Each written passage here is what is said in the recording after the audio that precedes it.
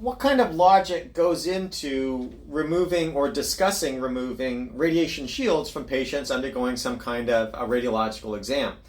The philosophy that we use in industry is called a LARA, as low as reasonably achievable. In other words, what makes sense? How much shielding do you really need?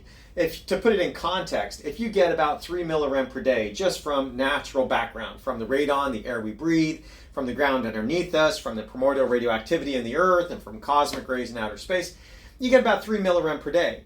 And if that's what you normally get, how much money should you spend, for example, to prevent an additional 1 millirem, right? You don't want to spend $1 million, that's pretty much insane, right? But if you can do it basically for nothing, then maybe that makes sense. If it doesn't cause problems with throughput, patient experience, with quality of the exam, if it doesn't cost you anything, then yeah, go ahead and do it. But if it costs you something, then you got to go back and look at it.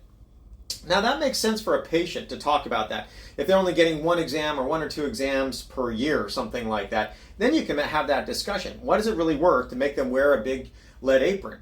But if it's the technician, then that's a different discussion, because the technician's there probably 8 hours a day, 5 days a week, 50 weeks a year, something like that, as opposed to the patient.